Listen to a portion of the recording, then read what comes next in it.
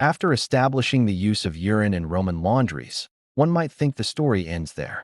But the role of urine in ancient Rome was surprisingly vast, and sometimes downright bizarre.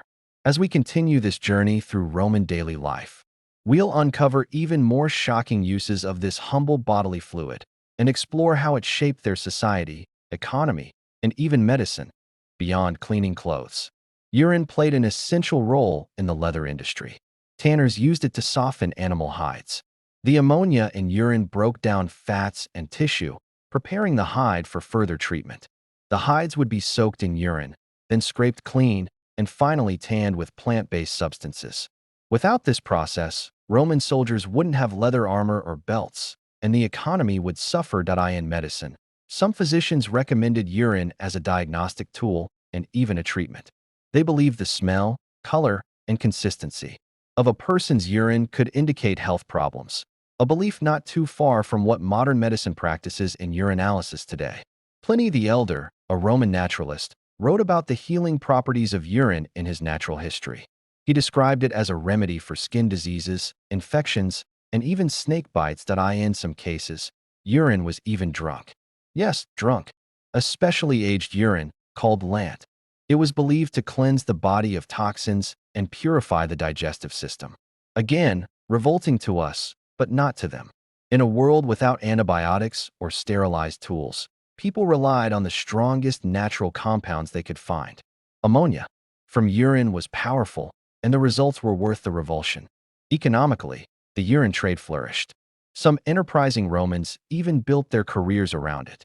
Fullers needed a constant supply. Public urinals, known as Vespasiani in honor of Emperor Vespasian, were placed strategically around cities to encourage collection. These weren't hidden or avoided. They were a part of city planning, as essential as markets or bathhouses. But how did people feel about it? Surely not everyone approved. While it's true that some philosophers criticized the over-reliance on fullers and their methods, most Romans accepted it. Cleanliness was a symbol of civility. A white toga signified Roman pride and discipline. Anything that maintained this appearance, no matter how odd, was welcomed. Interestingly, fullers themselves sometimes faced social stigma. Though their work was essential, they were often seen as dirty workers. The smell of urine clung to their workshops and clothes. Still, many became wealthy from their trade. Some even built temples and public monuments with their earnings. The contradiction of disdain and dependence was a hallmark of Roman labor. The Roman attitude toward bodily waste was vastly different from ours. They didn't wrap it in taboo. To them, the human body was a source of life and, sometimes, utility. Waste wasn't always waste. It was raw material. There's also a philosophical angle to this story. Romans believed in the Stoic idea that nature provides what is needed. If urine could clean, whiten, heal, or preserve, then it was not disgusting. It was natural, useful, even noble in its own strange way. Fast forward centuries later, and echoes of Roman urine use persisted. In medieval Europe, urine was still used for bleaching linen. In 18th century England, people collected it for making gunpowder.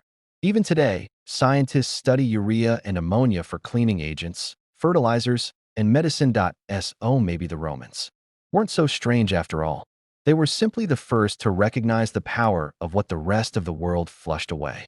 They harnessed the full potential of every resource, including the ones we'd rather not think about. And perhaps that's the true legacy of Rome, not just its roads, laws, or architecture, but its fearless practicality. The Romans didn't care what looked pretty, they cared what worked. And when it came to cleaning, preserving, and purifying, urine worked. In a way, the story of Roman urine isn't just about history. It's about the choices we make every day, how we define clean, how we confront discomfort, and how we judge the past through modernized SO. The next time you admire a white toga in a museum or read about the splendor of Roman fashion, remember, it may owe its shine to something very yellow, very human, and very surprising.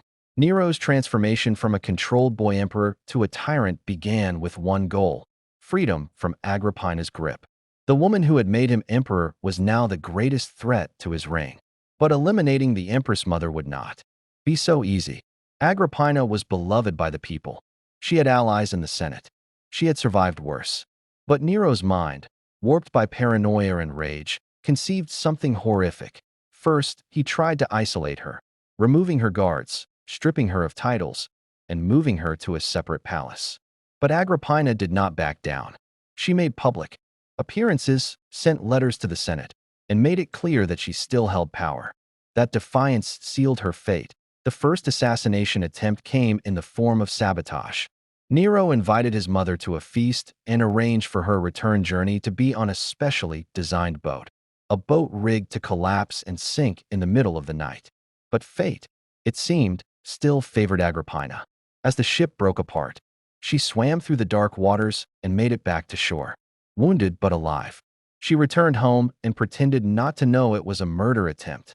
For Nero, this survival was maddening. Now, he could not afford to fail again. He ordered soldiers to her villa and had her executed. The final blow, according to legend, was delivered by Nero himself, a dagger through the heart of the woman who had given him life, power, and possibly herself. When news spread of Agrippina's death, the empire was shaken. Some saw it as justice, others as the ultimate betrayal. But Nero? He spiraled deeper into madness. Guilt, it said, haunted him. He would see her ghost. He would scream in his sleep.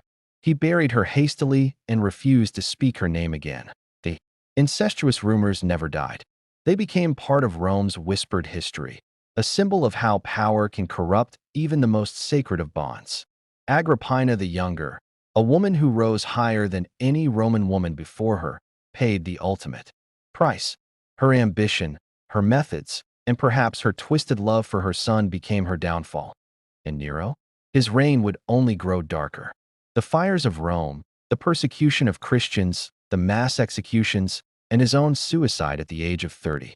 All these would follow, as if the curse of a mother's blood never left him. Centuries later, historians still debate, was Agrippina truly guilty of incest, or was this a smear campaign written by her enemies? Was she a monster, or a mother pushed too far in a world where women had no power except through men? What remains clear is that hers is one of the most disturbing and tragic tales in Roman history, a story of love twisted into obsession, ambition fueled by blood, and an empire ruled by shadows.